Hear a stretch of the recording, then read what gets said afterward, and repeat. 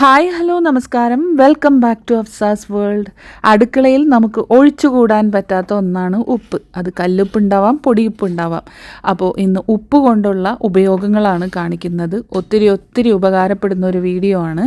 അപ്പോൾ നമുക്ക് വീഡിയോയിലേക്ക് പോകാം. വീഡിയോ സ്കിപ്പ് ചെയ്യാതെ മുഴുവനായിട്ടും കണ്ടു നോക്കാം കേട്ടോ. ആദ്യം തന്നെ കല്ലുപ്പ് കൊണ്ടുള്ള സൂത്രങ്ങളാണ് പറയുന്നത്. അപ്പോൾ നമ്മുടെയൊക്കെ ശരീരത്തിലുള്ള വേദനകൾ സർവ്വവേദന സംഹാരി എന്ന് വേണമെങ്കിൽ ഒരു തരത്തിൽ പറയാം. അപ്പോൾ പലർക്കും അറിയാത്ത ചില പൊടി കൈകളാണ് കേട്ടോ. വീട്ടിലൊക്കെ മുതിർന്നവരുണ്ടെന്നുണ്ടെങ്കിൽ അവരൊക്കെ സ്ഥിരമായിട്ട് ചെയ്യുന്ന ഒന്ന്.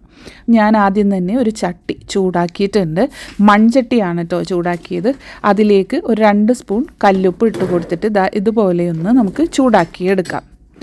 ഇനി ചട്ടി ആയതുകൊണ്ട് തന്നെ അതിൽ ചൂട് നിൽക്കും എന്നുള്ളത് കൊണ്ട് നമുക്ക് തീ നന്നായിട്ട് പുകഞ്ഞു വരുന്ന സമയത്ത് ഓഫ് ചെയ്ത് കൊടുക്കാം.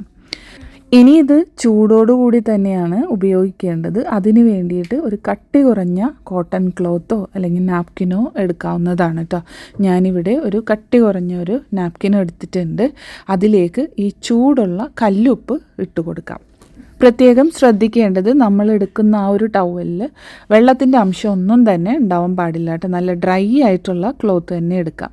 ഇനി അതൊരു കിഴി പോലെ കെട്ടിക്കൊടുക്കാം. അപ്പം എത്രയാണോ വേണ്ടത് കല്ലുപ്പ്, അതിനനുസരിച്ചിട്ട് നമുക്ക് ചെറുതോ വലുതോ ആയിട്ട് നമുക്ക് കിഴി കെട്ടാം. ഇനി ഇത് നമുക്ക് സാധാരണയായിട്ടുണ്ടാകുന്ന തൊണ്ടവേദന, തലവേദന ഇങ്ങനെയുള്ള വേദനകൾക്കൊക്കെ ഇത് ചെറു ചൂടോടുകൂടി തന്നെ ഈ കിഴി വെച്ച് കൊടുക്കുകയാണെന്നുണ്ടെങ്കിൽ നല്ലൊരു ശമനം കിട്ടുന്നതാണ് കേട്ടോ. അപ്പം ഞാനിവിടെ തൊണ്ടയിലാണ് വെച്ച് കൊടുക്കുന്നത്. സാധാരണ തൊണ്ടവേദനയൊക്കെ വരുന്ന സമയത്ത് ഉപ്പിട്ട ചെറു ചൂടുവെള്ളം ഗാർഗിൾ ചെയ്യാറാണ് പതിവ്. കുട്ടികൾക്കൊക്കെ ആവുമ്പോൾ അത് ചൂടുവെള്ളം കൊള്ളാനായിട്ട് ബുദ്ധിമുട്ടുണ്ടാവും. അങ്ങനെയുള്ളപ്പോൾ ചെയ്യാൻ പറ്റിയ ബെസ്റ്റ് റെമഡിയാണ് കേട്ടോ ഇത്. തൊണ്ടവേദനയ്ക്ക് മാത്രമല്ല, പെട്ടെന്നൊക്കെ ഉണ്ടാകുന്ന തലവേദനയൊക്കെ ഉണ്ടല്ലോ.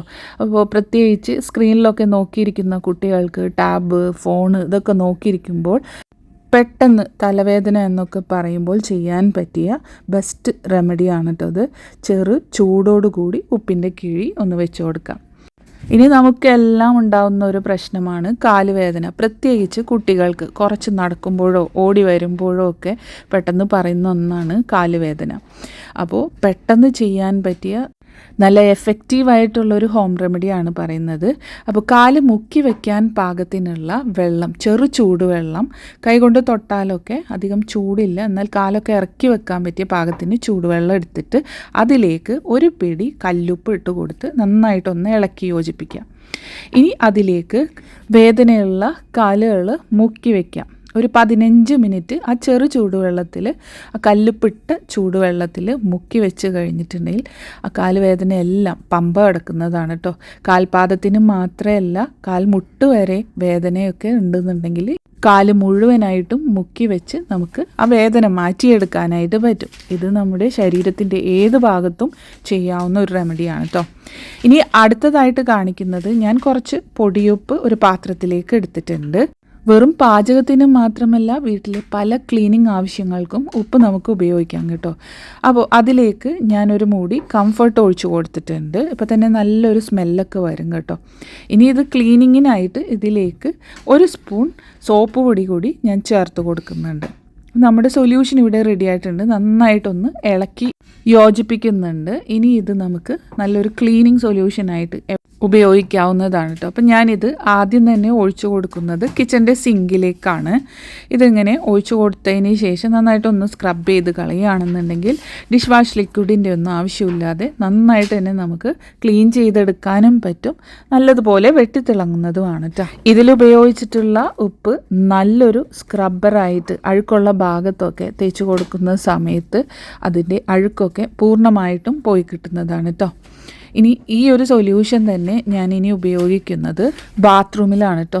ബാത്റൂമിലെ ടൈൽസ്, ക്ലോസറ്റ്, വാഷ് ബേസിൻ എല്ലാം തന്നെ നമുക്കിതുകൊണ്ട് ക്ലീൻ ചെയ്തെടുക്കാം. അപ്പോൾ അതിന് മുമ്പായിട്ട് ഈ സൊല്യൂഷനിലേക്ക് ഞാൻ കുറച്ച് ഉജാല വെള്ളം കൂടി ചേർത്ത് കൊടുക്കുന്നുണ്ട്. ഇനി ഇത് നമുക്ക് ക്ലോസറ്റിലേക്ക് ഒഴിച്ചു കൊടുത്തിട്ടായാലും അല്പനേരം കഴിഞ്ഞ് ഫ്ലഷ് ചെയ്തെടുക്കുകയാണെന്നുണ്ടെങ്കിൽ നന്നായിട്ട് തന്നെ ക്ലീനായി കിട്ടുന്നതാണ്. ഇത് തന്നെ ഞാൻ വാഷ് ബേസിനിലും അതുപോലെ ബാത്റൂമിലെ ടൈലുകളിലും എല്ലാം തേച്ച് കഴുകുന്നുണ്ട്. എത്ര കട്ടിയുള്ള അഴുക്കും അതുപോലെ കുഴൽ കിണറിലെ വെള്ളമൊക്കെ ഉണ്ടെന്നുണ്ടെങ്കിൽ ആ മഞ്ഞക്കറയൊക്കെ മാറ്റാനായിട്ട് ഈ ഒരു സൊല്യൂഷൻ മതിയാകും. ഇനി അടുത്തതായിട്ട് കാണിക്കുന്നത്, നിത്യേന നമ്മൾ മുട്ടയൊക്കെ പുഴുങ്ങിയെടുക്കാറുണ്ട്. അപ്പോൾ മുട്ട പുഴുങ്ങുന്ന സമയത്ത് ഇങ്ങനെ കുറച്ച് കാര്യങ്ങളൊക്കെ ശ്രദ്ധിക്കുകയാണെന്നുണ്ടെങ്കിൽ നല്ല പെർഫെക്റ്റായിട്ട് ഉള്ളിലെ ഉണ്ണിയൊന്നും ഒരുപാടൊന്നും ഉറച്ചു പോകാതെ, എന്നാൽ ആ വെള്ള ഭാഗം പൊട്ടിപ്പോകാതെ നല്ല ക്ലീനായിട്ട് നമുക്ക് മുട്ട പുഴുങ്ങിയെടുക്കുന്ന രീതിയാണ് പറയുന്നത് കേട്ടോ. ആദ്യം തന്നെ ഒരു പാത്രത്തിലേക്ക് മുട്ട പുഴുങ്ങാൻ പാകത്തിന്, അത് മുങ്ങിക്കിടക്കാൻ പാകത്തിനുള്ള വെള്ളം ഒഴിച്ചു കൊടുത്ത് ഒന്ന് തിളപ്പിക്കാൻ വെക്കാം. അതിലേക്ക് 1 ടേബിൾ സ്പൂൺ വിനാഗിരി ചേർത്ത് കൊടുക്കുന്നുണ്ട്. പിന്നെ നമ്മൾ ചേർത്ത് കൊടുക്കുന്നത് ഉപ്പാണ്. 1 ടേബിൾ സ്പൂൺ തന്നെ അളവിന് പൊടിയുപ്പ് ഞാനിട്ട് കൊടുക്കുന്നുണ്ട്. ഇനി നമുക്ക് അത് വെള്ളം തിളച്ചു വരുന്ന സമയത്ത് മുട്ട അതിലേക്ക് പതുക്കെ ഇട്ട് കൊടുക്കാം, പൊട്ടിപ്പോകാതെ അതിലേക്ക് ഇട്ട് കൊടുക്കാം. ഇനി ഇതൊന്ന് തിളച്ചോട്ടെ. അപ്പോൾ 6 മിനിറ്റാണ് ഞാനിത് തിളപ്പിക്കാൻ വേണ്ടി വെക്കുന്നത്. അപ്പോൾ കറക്റ്റ് 6 മിനിറ്റ് ഞാനിതിൽ ടൈമറൊക്കെ ഒന്ന് സെറ്റ് ചെയ്ത് കൊടുക്കുന്നുണ്ട്. ഇതേ രീതിയിൽ പെർഫെക്റ്റായിട്ട് കിട്ടാൻ വേണ്ടിയിട്ട് ഞാൻ ഈ പറയുന്ന മെത്തേഡ് ഒന്ന് ഫോളോ ചെയ്താൽ മതി കേട്ടോ. അപ്പോൾ 6 മിനിറ്റ് കഴിഞ്ഞിട്ട് നമുക്ക് ഇതൊന്ന് ഓഫ് ചെയ്തിടണം. ഇനിയുണ്ടല്ലോ, ഒട്ടും തന്നെ സമയം കളയാതെ വേവിച്ചെടുത്ത ഈ 6 മിനിറ്റിൽ വേവിച്ചെടുത്ത മുട്ട മറ്റൊരു പാത്രത്തിലേക്ക് മാറ്റി കൊടുക്കണം. ആ പാത്രത്തിലാണെങ്കിൽ നല്ല തണുത്ത വെള്ളം എടുക്കേണ്ടതാണ് കേട്ടോ. ഇനി ആ തണുത്ത വെള്ളത്തിലേക്ക് ഞാൻ ഈ മുട്ട ഇട്ട് കൊടുക്കുന്നുണ്ട്. ഇനി അതൊന്ന് തണുക്കാൻ വേണ്ടിയിട്ട് വെയിറ്റ് ചെയ്യാം.